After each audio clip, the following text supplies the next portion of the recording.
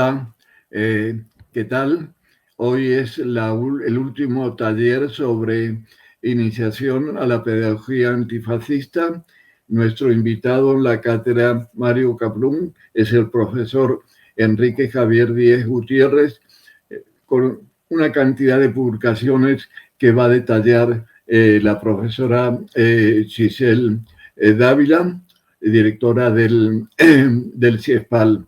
Es un placer tener con nosotros a Enrique en este anticipo de talleres que va a desembocar en el desarrollo de unas sesiones específicas con colegas de la Autónoma de México, de otras universidades, y eso será próximamente. Ya estaréis informados.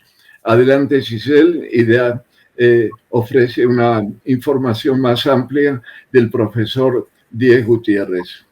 Muchas gracias, Roberto. Agradecemos también a la participación del coordinador, Roberto Aparici, de la Cátedra Kaplún de CIESPAL, Hoy es Mañana, y las propuestas que hemos hecho para acompañarnos y acompañar todos los procesos de reflexión alrededor de la educomunicación. Para CIESPAL, la Casa de la Comunicación, es muy importante mantener estos espacios abiertos y sobre todo generar este debate y diálogo alrededor de varios temas. Como Roberto lo ha dicho, este ciclo de son 4 jornadas de talleres en donde estamos haciendo una introducción a lo que significa la pedagogía antifascista y desde donde les estamos planteando lo que próximamente será un curso para que ustedes lo puedan seguir en línea en el momento en que puedan tener el tiempo para acompañarnos alrededor de estos debates y estas conversaciones. Hoy el taller tiene el título Efectos colaterales del neofascismo, la normalización de la barbarie. Y nuestro conferenciante, Enrique Javier Díez Gutiérrez, es profesor de la Facultad de Educación de la Universidad de León en España y es autor de varios libros, entre los que contamos en el 2018, por ejemplo, Neoliberalismo Educativo, en el 2019, La Revuelta Educativa Neocon, la educación para el bien común en el 2020 y los más recientes, Pedagogía del Decrecimiento en el 2024 y la memoria histórica democrática de las mujeres en el 2023. Estos, entre muchos otros textos que ha escrito y que hoy tenemos también el gran placer de que nos acompañe en la Cátedra Kaplún en CIESPAL y cerrando la jornada de 4 talleres en donde hemos estado hablando alrededor de estos conceptos que hay que discutirlos, ampliarlos y que les invitamos a ustedes a escribirnos y sobre todo a seguir los procesos de discusión. Nosotros queremos profundizar en los temas, no hacer que las cosas sean líquidas en el mundo de la sociedad, sino que realmente tengan una profundidad y un espesor. Así es que, sin más, le dejamos la palabra a Enrique, que nos va a acompañar en estos próximos minutos. Adelante, profesor. Pues muchas gracias. Gracias a la Cátedra Mario Kaplún por invitarme. Y después de haber hecho el primer taller sobre el auge del neofascismo en el siglo XXI, ser de extrema derecha está de moda entre los jóvenes, y después un segundo taller sobre las características del actual neofascismo, que no es el fascismo del siglo XX, y aterrizar en cómo se comunica y se difunde la ideología del neofascismo a través de las redes sociales, donde está dando la batalla cultural. Hoy lo cerramos el 4º capítulo sobre los efectos colaterales del neofascismo, que es de alguna forma lo que podemos llamar la normalización de la barbarie. Empezaría diciendo que las políticas neoliberales que yo creo que hemos sufrido en la mayor parte de los países en los que hemos habitado, con sus privatizaciones masivas, con el ataque a los derechos sociales y a lo público, a la misma idea del bien común incluso, así como la promoción del individualismo y del egoísmo, del sálvese quien pueda, han sentado las bases del actual auge del neofascismo. Un entorno social cuidadosamente diseñado para desalentar la movilización y la solidaridad colectiva. a través de exacerbar el individualismo sociológico y el consumismo enajenante, hemos alcanzado niveles de desarticulación colectiva que hace un siglo hubieran requerido de una represión feroz o de la ilegalización de las organizaciones sociales. Y esto es lo que ha permitido que se difundan como una ola los discursos que podríamos denominar etnonacionalistas y neofascistas, que se presentan además como soluciones autoritarias ante el desamparo, el abandono o la impotencia o incapacidad por parte de los poderes públicos de dar respuesta social a las necesidades básicas de la ciudadanía. Este proceso y la normalización del neofascismo está teniendo dos efectos colaterales, que es lo que quiero plantear en esta última sesión. El primero es la amplificación de la teoría de la equiparación o equidistancia. Están consiguiendo reconstruir el imaginario colectivo situando a todo movimiento progresista que cuestione el capitalismo como si fuera el otro extremo de la ecuación del denominado populismo, acusándole de extrema izquierda radical, tildando con el epíteto para mí vacío de populistas.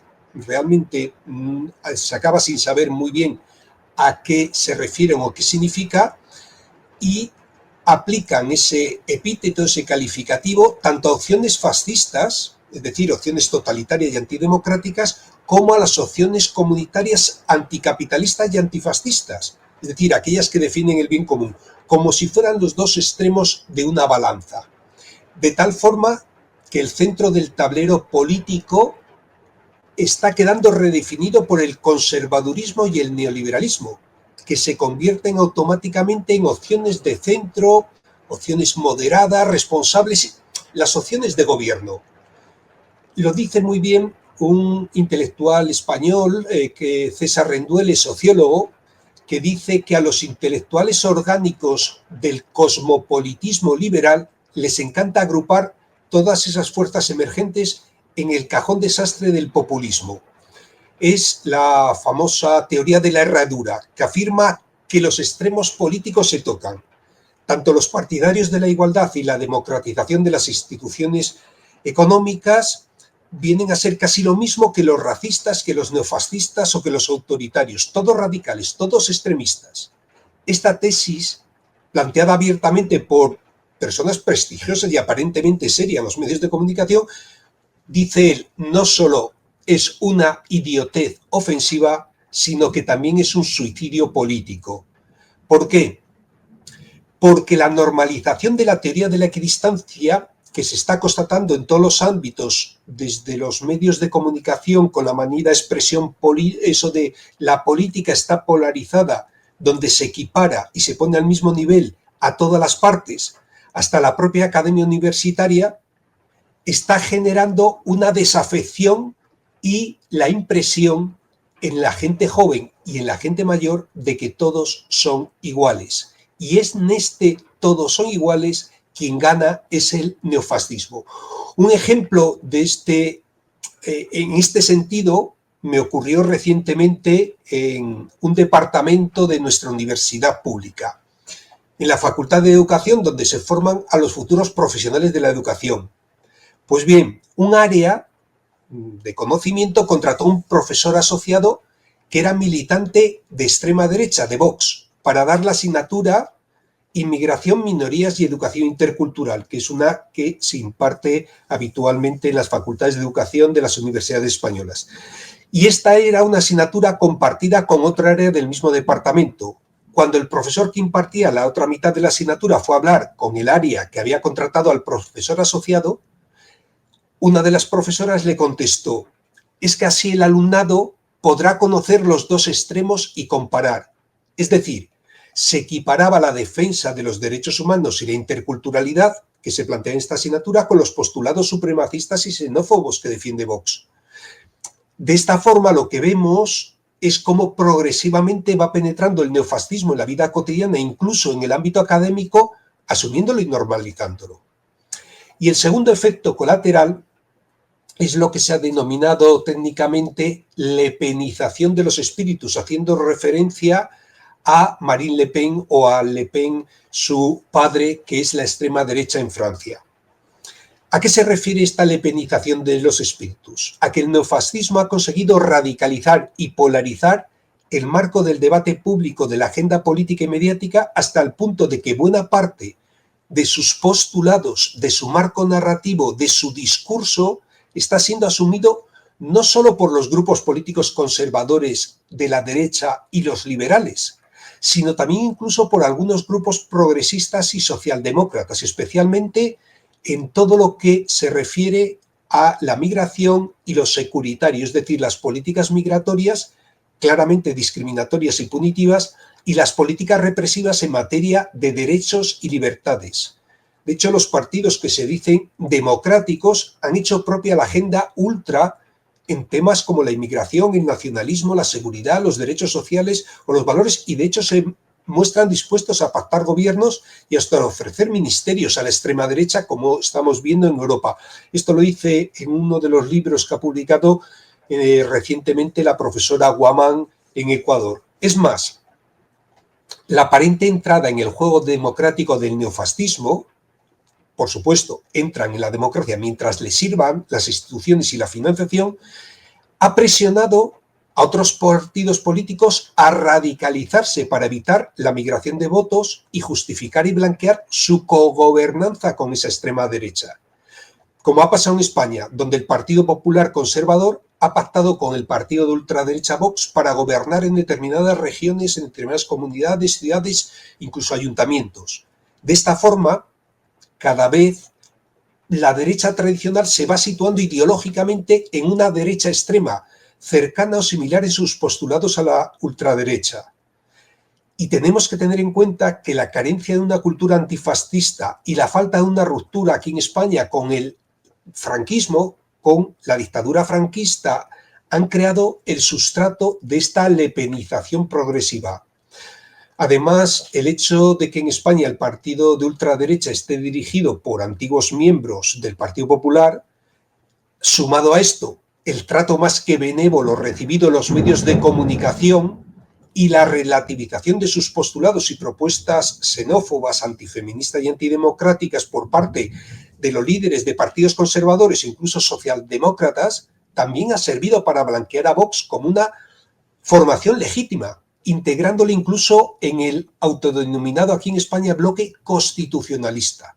Y lo mismo ha pasado en Europa, cuando la nueva presidenta de la Comisión Europea, Ursula von der Leyen, con el apoyo, ojo, de socialistas y de liberales, situó al candidato de la ultraderechista Giorgia Meloni, la presidenta de Italia, como vicepresidente de la Comisión Europea, que es el órgano ejecutivo de la Unión Europea, que por primera vez tenía ese puesto a un representante del neofascismo, o lo mismo que está sucediendo en la esfera latinoamericana, donde la derecha tradicional, los liberales y la socialdemocracia cada vez llegan a más acuerdos y pactos con la ultraderecha. Por eso creo que hemos de ser conscientes de que este neofascismo cuenta con la capacidad de destruir la democracia en nombre de la propia democracia. La experiencia histórica en Europa nos muestra que una vez que están dentro de las instituciones, cuentan con recursos mediáticos, políticos, económicos e institucionales que hacen muy difícil que acaben desapareciendo.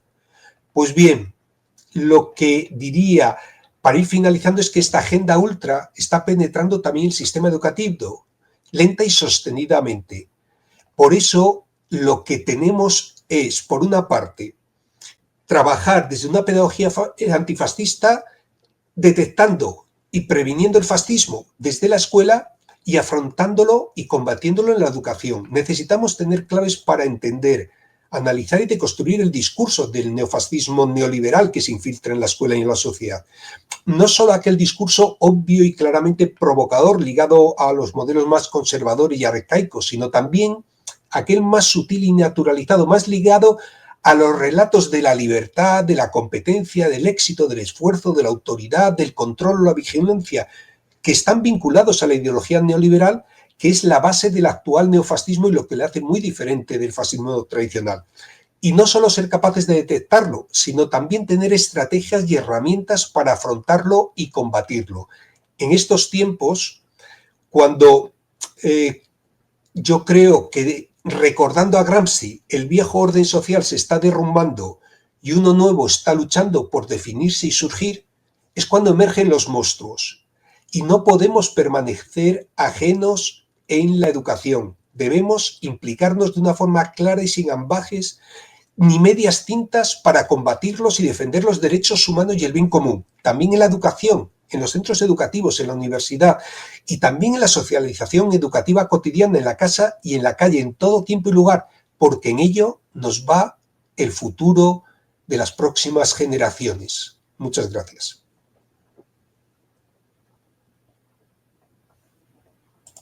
Que estamos intentando hacer con la cátedra Kaplún y CIESPAL, generar estos espacios de discusión, de debate, de análisis, porque no podemos solamente dejarlos pasar, sino que en eso se va y se deba los derechos humanos, las conquistas que se han hecho durante tanto tiempo y lo que conocemos también desde el colectivismo y desde la solidaridad. Así es que les he pedido que quien desee participar, por favor, si puede levantar la mano, nosotros abrimos los micrófonos desde acá. Quiero agradecer también la presencia de Graciela Martínez, que nos acompaña desde México, Claudia Villamayor desde Argentina, Natalia Díaz desde España, está también Pilar Gómez, Manuel y Roberto están acompañándonos desde la cátedra Mario Kaplún y es un gusto tenerles acá. Entonces, no sé si le damos la palabra, ¿quién desea empezar? Graciela, Claudia, tal vez. Graciela, adelante, por favor. Espéranos un ratito que te abrimos el micrófono. Ahí está, adelante. Ok. Pues primero que nada, muchas gracias por la invitación. La verdad que cuando escucho a Enrique, de pronto era como un espejo, ¿sabes?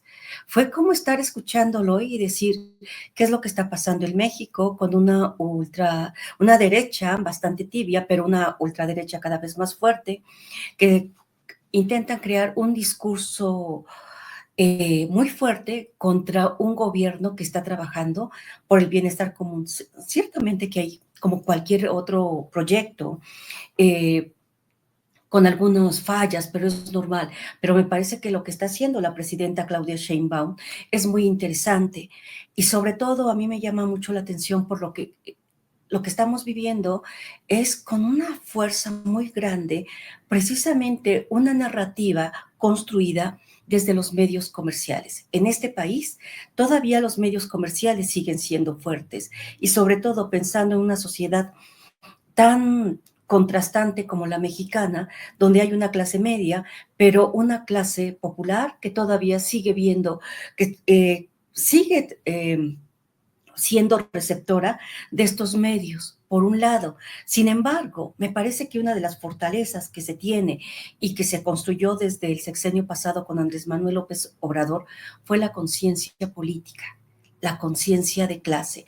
Yo creo que si esta sociedad mexicana no tuviera esa formación, hace tiempo que ya el mismo gobierno de Andrés Manuel como el gobierno de Claudia hubieran caído.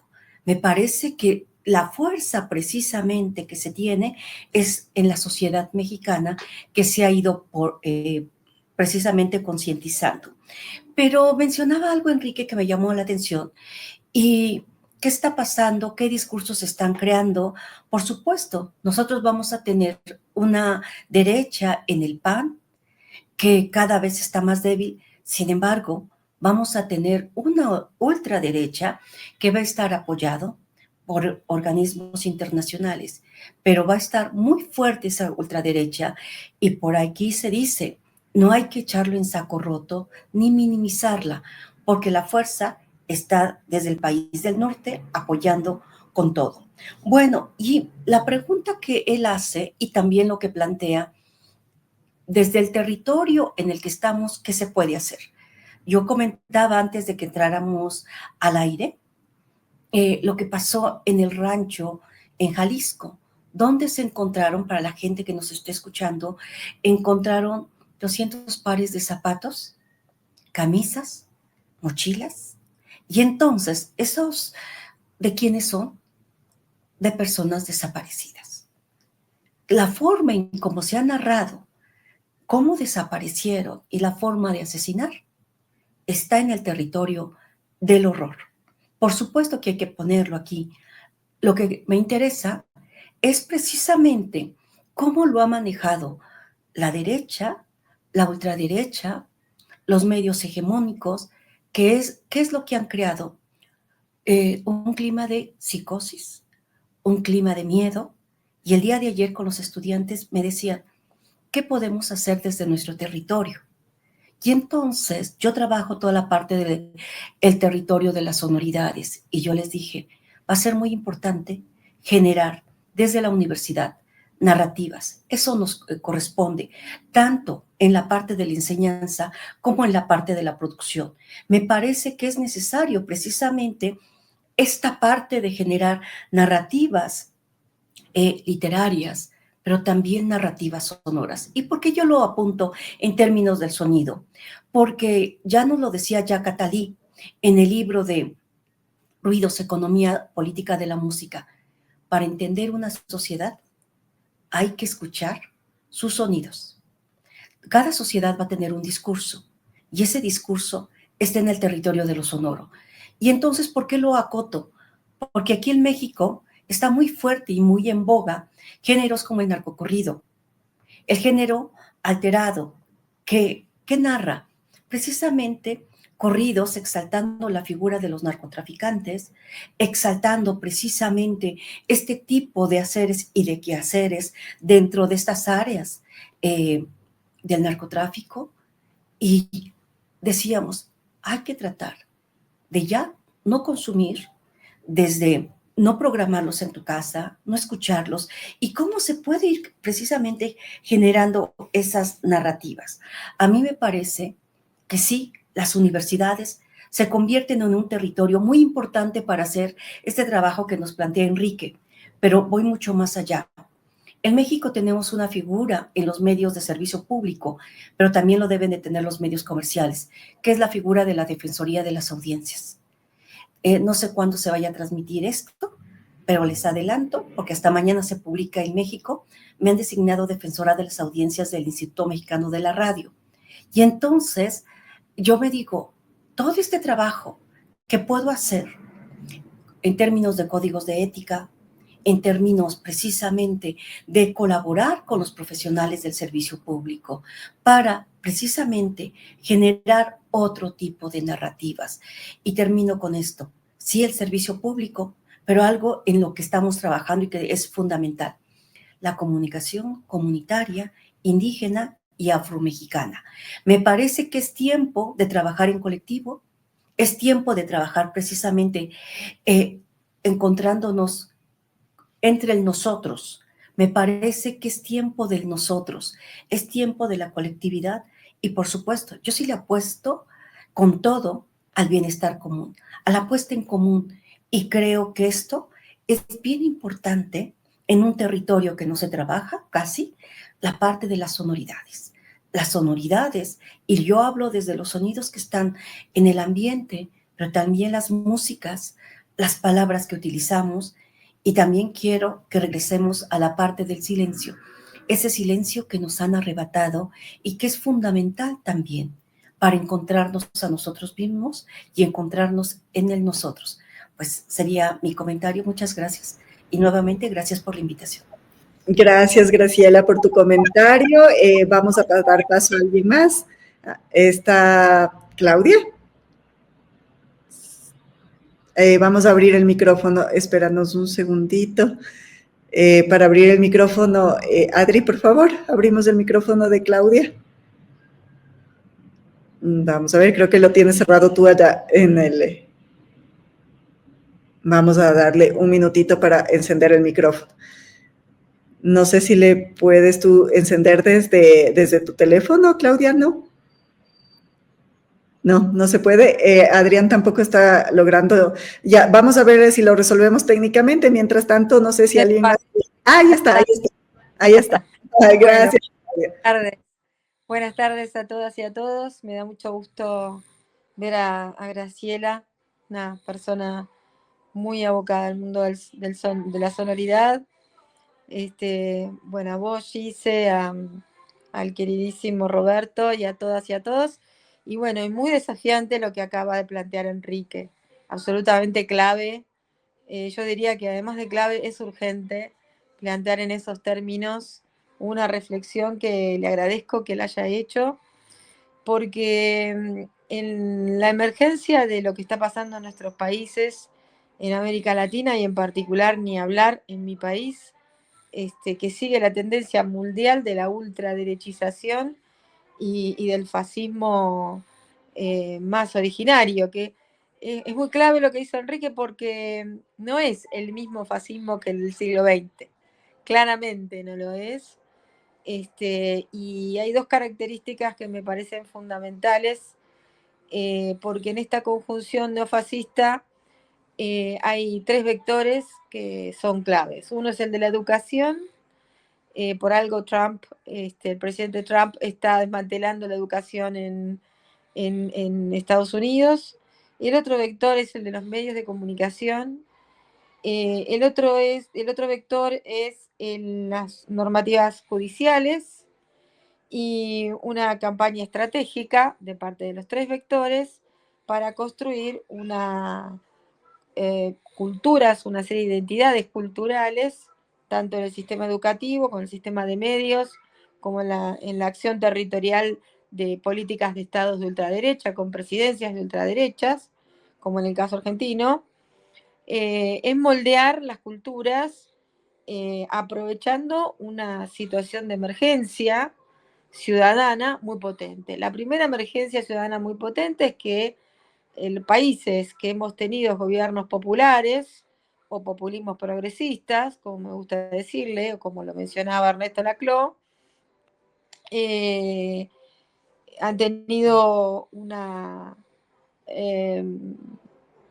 ferocidad de ataque judicial, de lawfare, de persecución de todo tipo, orquestada, estratégica por las corporaciones internacionales, de modo tal que se pueda lograr construir sobre la base de necesidades muy concretas, y es el crecimiento de la pobreza, el crecimiento de la desprotección social de parte de la ciudadanía, el crecimiento del desempleo público y el desempleo privado, la precarización laboral, es decir, situación ciudadana de muchísima carencia, hablo obviamente desde América Latina, caldo de cultivo sustantivo para la ofensiva del sector privado, y un sector privado que tiene características también muy marcadas hacia la regulación de las relaciones sociales por parte del mercado. Es decir, el dios mercado como omnipresente, omnicomprensivo, tejedor de una idea de libertad anclada en la libertad del sector privado, del sector del capital, de la parte más genocida del capital. Por lo cual hay una cuestión que proviene centralmente de esos vectores, la educación, el sector judicial o el partido judicial, como se le suele decir, el sector mediático, el sector educativo, pero hay una situación muy concreta de la sociedad en su conjunto, con necesidades muy urgentes que no han sido resueltas por los populismos progresistas de América Latina. Entonces, esto que plantea Enrique, que lo plantea más a nivel mundial, hay una tendencia mundial por un lado, pero hay otra cuestión muy clave, y es que está teniendo una geopolítica estratégica que se está apoderando de las modos de regulación social, frente a una enorme fragmentación social. ¿Por qué? Porque, digamos, es muy fácil decir, no lo dice Enrique por suerte, los movimientos sociales no hacen esto, los partidos políticos están en crisis, el sector sindical está en crisis, hay fragmentación, hay faltas de consenso social. Sí es cierto eso, pero eso tiene que ver también con una genealogía de esa fragmentación que ha sido francamente muy atacada y una pauperización de la ciudadanía. Entonces, ¿qué quiere decir eso? Que el diagnóstico es dramático porque se ha metido en términos de escala de valores el fascismo. Se ha metido no solo el individualismo, no solo el consumismo, como lo mencionaba gravemente Enrique, que está muy claro. En nuestros países también se traduce en enfrentamiento de pobres contra pobres. Se traduce en un modo de la política que se vuelve ferozmente competitiva entre parecidos, entre personas o entre agrupamientos que podían haber sido organizados y de manera conjunta abordar una nueva propuesta, como puede pasar en México en este momento, mientras en otros países pasa todo lo contrario, como en el caso de mi país. Entonces, me parece que hay un estado de situación del fascismo que no es solo superestructural, que también es desde el sentido común. Y ahora, no hay que dejarse convencer, y esto es un aporte a lo que muy bien se ha planteado en la conferencia, no hay que dejarse convencer que esa es la totalidad. Nunca las totalidades son amigas de la explicación de lo diverso. De modo tal que, como muy bien señalaba Graciela, hay que escuchar a la ciudadanía. Yo creo que hay una enorme sordera por parte de todos los que creen tener iniciativas propositivas de resolución en términos de justicia social. Una enorme sordera de cómo se están armando las identidades culturales en América Latina, cómo están hoy. Yo creo que sí hay un aporte fundamental que podemos hacer desde las universidades, desde organizaciones como CIESPAL y de todas nuestras militancias orgánicas, es escuchar lo que está pasando a las personas, no hablar por ellos, ir a las comunidades, a los territorios, a entender la contradicción, la opacidad, no la transparencia. Es decir, todo aquello que se expresa en términos muy contradictorios y no lineales, y por sobre todas las cosas,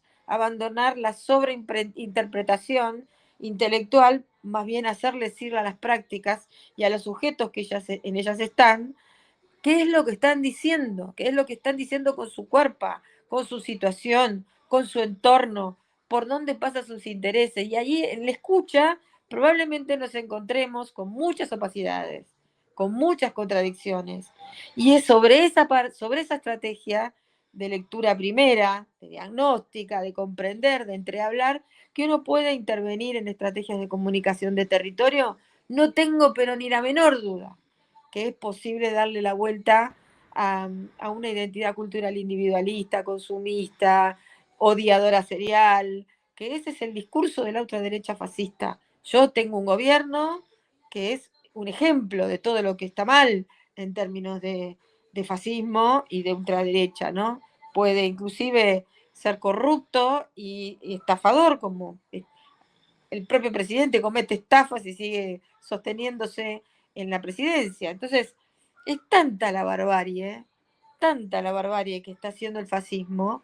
Acabo de estar en el día de ayer en una movilización universitaria que acompañó a la protesta social de parte de los jubilados, que están siendo apaleados en las calles, televisados y legitimados por el sector de medios corporativos, legitimado por el sector del periodismo de las corporaciones. Es decir, es grave lo que está pasando. Por lo cual yo creo, en el caso de estas dos palabras que tanto amamos, que es la educación y comunicación, creo realmente que desde esas perspectivas, más no las únicas, se puede trabajar en términos de desnaturalizar de la cultura el fascismo. Creo en eso, sí, soy optimista en eso, pero creo que organizaciones como las nuestras, especialmente como CIESPAL, o las universidades, tenemos que tener un trabajo territorial denodado, poniendo en esa clave a la investigación, a la docencia, pero al trabajo con la gente. Es decir, cuando digo la gente organizada, o los territorios concretos donde las personas se mueven. De eso no tengo pero ni la menor duda que es posible trabajarlo desde nuestras organizaciones universitarias o como CIESPAL. Dentro de un rato hay una cátedra libre que se abre también de comunicación popular en Claxo. Creo que es posible que nosotros lo podamos hacer. Es más, los invito a partir de esta conferencia de excelencia que ha dado Enrique, que podamos hacerlo, que nos reunamos para trabajar en eso. Muchas gracias, Clau, también por la invitación. No sé, ¿alguien más desea hacer algún comentario? Manuel, por favor. Hola, bueno, gracias a CIESPAL, gracias a todas las personas que nos estén viendo en cualquier lugar del mundo. Voy a intentar ser muy breve. La realidad es que el neofascismo está provocando pérdida de democracia, está provocando muerte, guerra, conflictos, negación de cuestiones que son importantes para el planeta como el cambio climático. Y bueno, por supuesto que habría que, por una parte, intentar cambiar o generar nuevas políticas que aborden el dominio de las élites empresariales, por una parte, que no sea tan fácil, ¿no? Que una persona multimillonaria pues acceda al poder y empiece a legislar, como hace Trump, ¿no? Decreto, exhibiendo esas firmas y como si fuera un pavo real, ¿no? Y al mismo tiempo una reforma de la propia práctica política. No hay un programa electoral por parte de los dirigentes políticos en general, es solamente un embarramiento, enfangar, insultar, ataques ad hominem, que realmente pues, se traduce en una falta de políticas públicas que luchen por la justicia social. Entonces, ¿qué hacemos? ¿No? Hay que formar, por supuesto que hace falta una pedagogía, una educación, un activismo ecocomunicativo que vendría muy bien para que la ciudadanía realmente potencie la democracia, que realmente podamos formular esas políticas públicas desde la ciudadanía. Como decía Graciela, en nosotros, ¿no? Porque, ¿qué hacemos desde la educación para cambiar esto? Pensamiento crítico, no es suficiente. Hay personas que tienen pensamiento crítico pero no hacen nada. Hay que desarrollar desde la educación la actitud que genere un cambio. Un cambio cultural, para la batalla cultural que plantea Enrique, que se está produciendo. Como dice Claudia, moldear, ¿no? las culturas es necesario para reconstruir la confianza. Hay que tener en cuenta una pedagogía de la confianza para reconstruir esa relación entre la ciudadanía y las instituciones. Podríamos pensar en generar nuevas narrativas, como dice Graciela. Pero claro, generar nuevas narrativas implica el nosotros que también mencionaba. Entonces, ese nosotros pasa por una empatía y una reciprocidad que hay que entenderla de manera asimétrica. No nos basta con conocer a los demás, a las otras personas, con intentar, como se suele decir, ponernos en los zapatos de otro o de otra. No es que nosotras nos pongamos en los zapatos de otro o otra para ver desde nuestro punto de vista cómo se siente la otra persona. Tenemos que entender a los demás desde su propio punto de vista. Esto que dicen, por ejemplo, en el tema de la migración, que es una de las claves que ataca constantemente el neofascismo, ¿no? Yo es que conozco a una persona de tal nacionalidad y como es mi amigo, yo lo conozco, esa persona es buena gente. Pero bueno, ¿qué me estás hablando? De una persona cuando hay millones en ese país. Hay que conocer, hay que hablar, hay que reforzar ese nosotros. Y para finalizar, yo propongo una pedagogía cuántica. Es decir, salir de lo digital, del 0 y el 1, de la polarización, o eres mío o eres de los otros, blanco, negro, y admitir que hay múltiples verdades. Que yo tengo mi verdad, pero que Enrique tiene la suya, y que no tenemos por qué enfrentarnos e intentar imponer la nuestra. Porque si son verdades que aboguen por el bien común y la justicia social, esas verdades las tenemos que ir rescatando y ponernos de acuerdo. Porque al fin y al cabo yo creo que las personas lo que queremos es ser felices, vivir bien y en armonía, ¿no? Así que hasta aquí lo dejo. Gracias, Manuel. Natalia, por favor. El micrófono, ahí está. Ya estoy. Muchas gracias, Graciela. Muchas gracias al CIESPAL por darme esta oportunidad. Voy a decir 3 cosas muy breves. Creo que la barbarie de lo que habla Enrique se ha instalado a través de la tecnología, por tanto el estudio de la tecnología es fundamental. Por lo menos en gran medida los jóvenes se informan y estudian a través de esta tecnología. Entonces, ser ultra, como decía al principio Enrique, está de moda. Y cuanto más el individuo pierde esa independencia, más cerca quiere estar de ese fascista, de ese líder y adherirse a ese ideal. Yo sí que quiero tener un conocimiento de los ceros y unos, porque creo que ese conocimiento de los ceros y unos es el que nos va a dar la posibilidad de acabar con esa barbarie que aparece a través de la tecnología. Tenemos que saber, o es prioritario saber, que Internet y las plataformas para su uso son un derecho, igual que la electricidad o el agua también es un derecho. Eso la sociedad yo creo que no lo sabe. Cree que las tecnológicas o las macrotecnológicas o las empresas tecnológicas tienen ese poder, y en realidad es un derecho que está recogido en documentos y que utiliza una institución libre para llevarlo, para llevarlo a cabo. Por tanto, para luchar contra el capitalismo hay que saber qué organismos comunitarios están usando este tipo de conocimiento, porque en la educación los chicos, los estudiantes sí que saben mucho de tecnología, pero a nivel técnico, pero no hay una filosofía de la tecnología clara, no hay una historia de cómo nace esa tecnología. Entonces yo creo que esa sería una oportunidad en nuestros currículums de hablar de esa filosofía de la tecnología y de esa historia de la tecnología. Y para terminar, quiero citar a uno de los más revolucionarios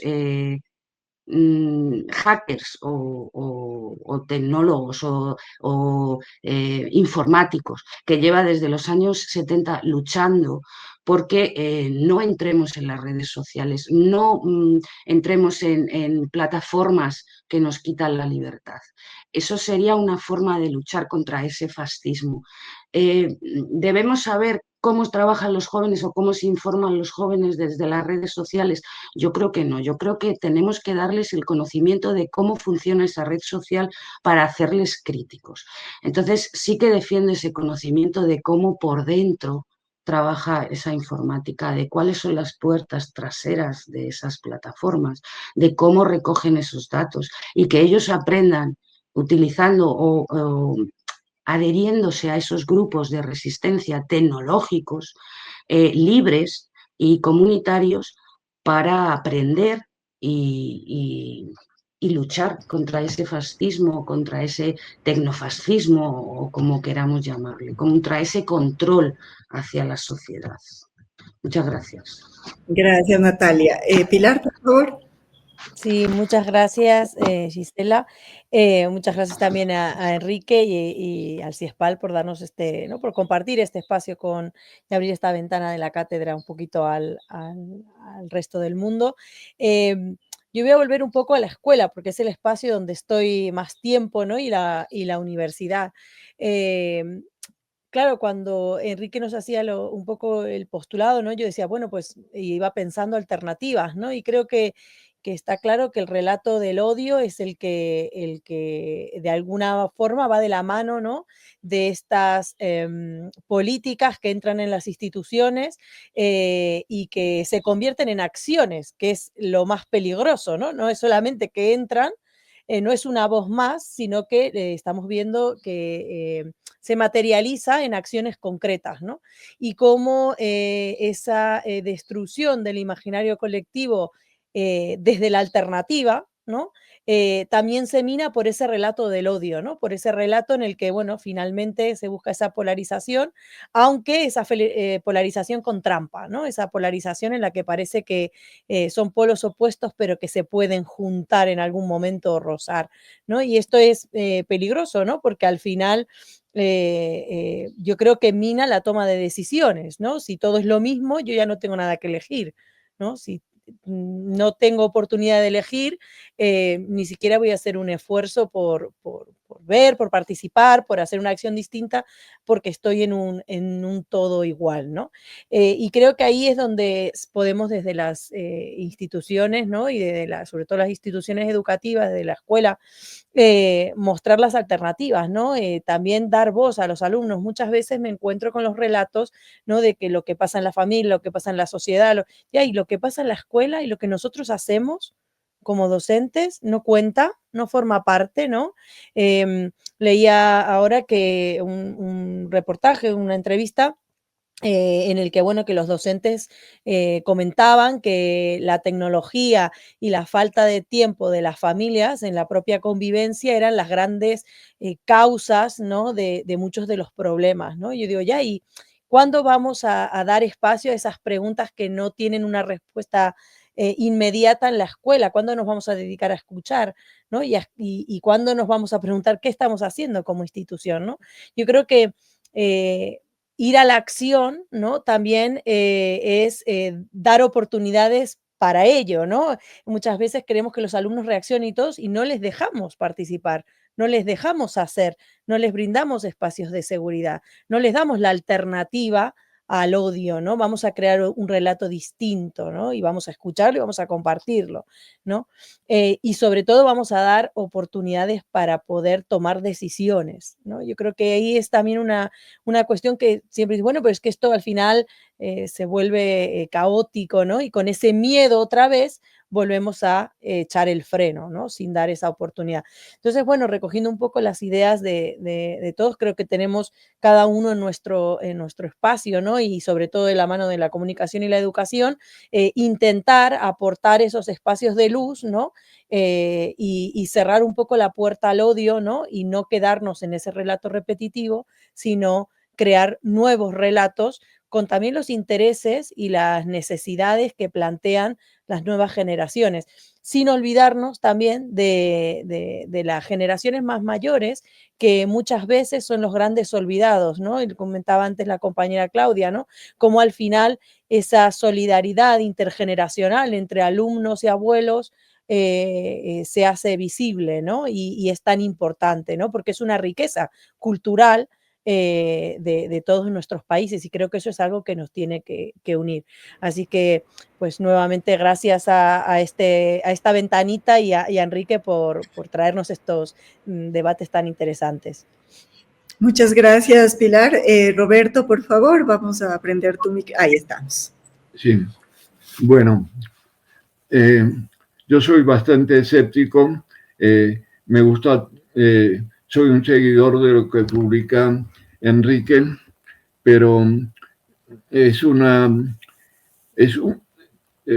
tus libros es para un destinatario mínimo, porque en nuestro contexto, al menos español, la educación está en manos prácticamente de grupos religiosos, en grupos de la derecha, incluso en las universidades públicas. Si alguien en mi universidad trata de hacer un discurso de otra naturaleza, somos considerados outsiders. Veo que depositamos demasiadas esperanzas en la educación cuando entre nuestros propios colegas hay gente próxima a las derechas y a las ultraderechas. Tú contaste un ejemplo de una asignatura concreta.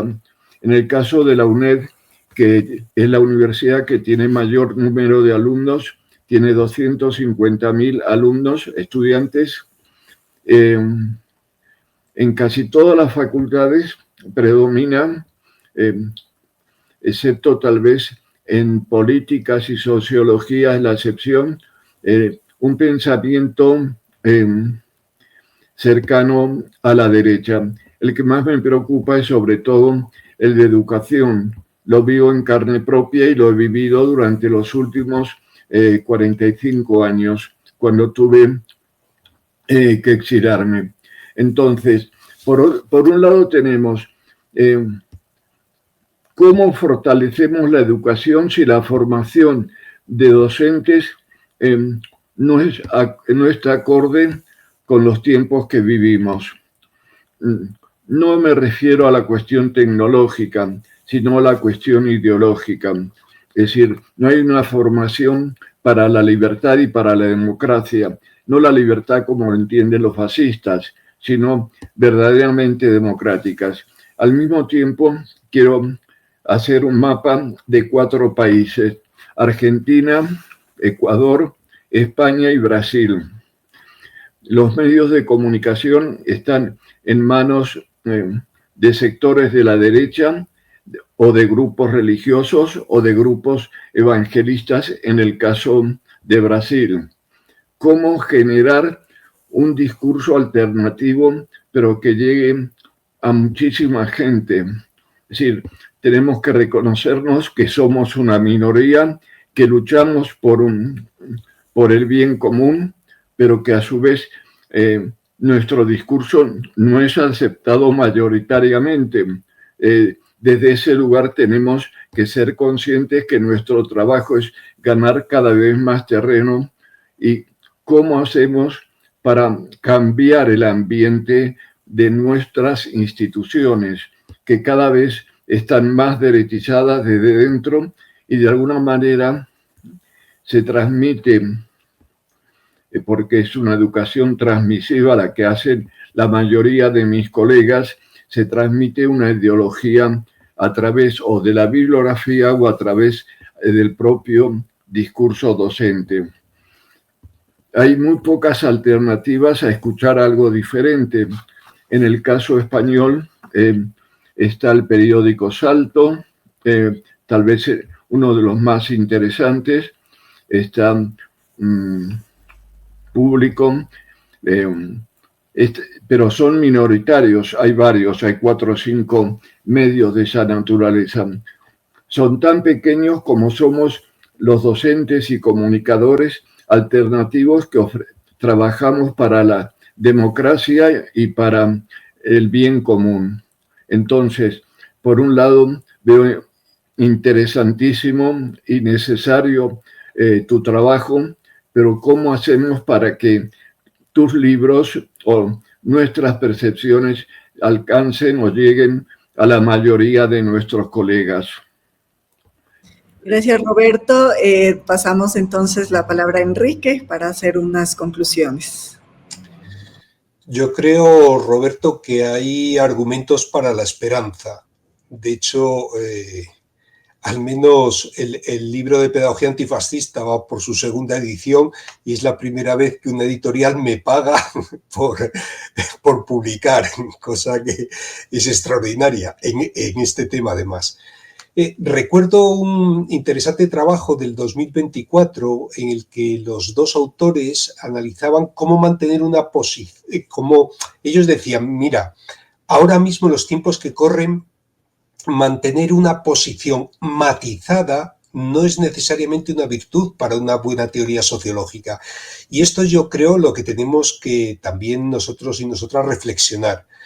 Consideramos, yo creo que esto es además especialmente aplicable, al menos mi grupo de investigación y de trabajo, cuando se trata de llevar a cabo aproximaciones teóricas a problemas sociales y políticas de urgencia, particularmente en coyunturas donde el juego político agudiza las tensiones, radicaliza el impacto y el movimiento intempestivo de la lucha tiende a mostrar frente a nuestros ojos aparentes construcciones ideológicas difíciles de entender de forma razonable, a mi parecer. En estos momentos yo veo que es relativamente fácil escuchar que para abordar el problema de la extrema derecha es necesario afinar los matices, matizar la postura, matizar el concepto, matizar las ideas, matizarnos a nosotros y nosotras mismos. Y esto puede resultar además bastante trágico cuando se trata de procesos como los que vivimos en nuestros tiempos, cuando más de 45.000 personas han sido asesinadas en el genocidio de Gaza y Cisjordania y están bombardeando de nuevo otra vez el régimen nazisionista israelí, o cuando el 1% más rico de la población posee más riqueza que el 95% de la población mundial en conjunto, ¿cómo matizar nuestras posturas sobre ello? mientras yo creo que se declara abiertamente la intención o un deseo cínico, ya no sé, de saquear la tierra que le queda al pueblo palestino tras un apartheid de 75 años para construir un resort, como ha dicho Trump, debemos matizar nuestra forma de abordar la extrema derecha, mientras el presidente argentino defrauda, como habéis dicho, a miles de personas con criptomoneda. Hay que matizar los análisis, mientras la Big Tech explota trabajo keniano para entrenar la inteligencia artificial generativa. ¿Es necesario no ser tan duro respecto a nuestro juicio sobre la tecnología impulsada por el capital? Claro, esta escalera de ejemplos seguiría hasta experiencias inmediatas en nuestra vida que hemos dicho. En México es terrible. Lo digo porque además trabajo con un colega de México que me había informado justamente hoy de este tema que planteaba la profesora. Lo curioso es que además la exigencia de matizar al producir conocimiento, sobre todo en el mundo académico, se exige generalmente a quienes están del lado oprimido de las relaciones sociales, como dice Roberto, a quienes epistemológicamente adoptan una posición desde el punto de vista de subalterno. Y yo creo que yo he discutido en distintas conferencias, en foros, en las aulas de clase, con colegas y conocidos, con profesorado, con estudiantes, sobre la complejidad de los tiempos actuales y la amenaza de posturas antidemocráticas y antiderechos humanos. Y siempre me dicen, bueno, maticemos, ¿no?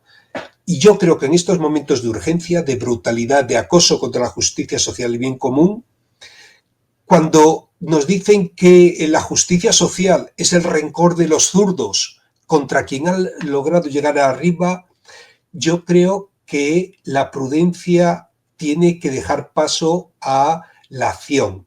Por eso yo creo que tenemos no únicamente que describir el avance de la extrema derecha en educación, como vamos a trabajar en los próximos conversatorios, sino que tenemos que buscar construir una interpretación que nos permita avanzar en la praxis para conectar los objetivos con las estrategias y los resultados de dicha operación, lo cual resulta cada vez más imprescindible y apremiante antes de que nos quedemos sin tiempo para reaccionar. Aunque a veces se plantee que en el ámbito educativo se necesita evitar posiciones frontales para no generar conflicto, por el contrario, sí que considero que confrontar la barbarie es tan necesaria como siempre, pero más urgente que nunca si no queremos repetirla. Y creo que las comunidades educativas y académicas debemos involucrarnos en esta batalla cultural hasta mancharnos, como diría el poeta Gabriel Celaya. Muchas gracias. Muchas gracias, Enrique, por esta reflexión y estos espacios. Creo que ha sido un acierto con Roberto Aparici y la invitación que te hemos hecho para participar en el taller, junto con Manuel Álvarez Ruf, Pilar Gómez, que son parte de la cátedra Kaplún de Ciespal. Para nosotros ha sido un gusto estar en estos 4 talleres, en estos 4 espacios que son solamente la apertura al curso que estaremos dando.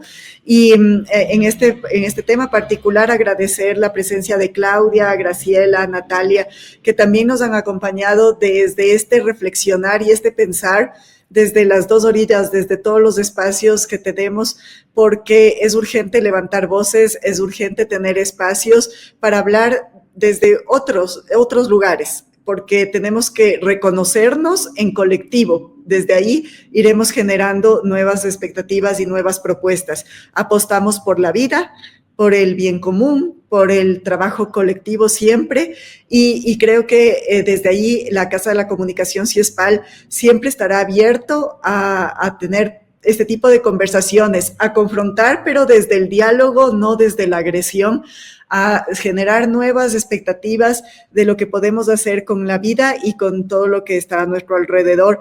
Y que sí, que la academia cada vez esté más en el territorio, en el campo. Creo que nos queda mucho de eso que se ha dicho aquí en este espacio, y que la academia sea capaz de generar estos otros discursos, estas otras narrativas, y de cambiar los conceptos que tenemos, porque desde ahí es desde donde construimos. Y Latinoamérica ha tenido este pensamiento crítico tecnológico y ha cambiado los procesos en cosas que parecían imposibles, así es que estamos también trabajando y abonando desde estos espacios.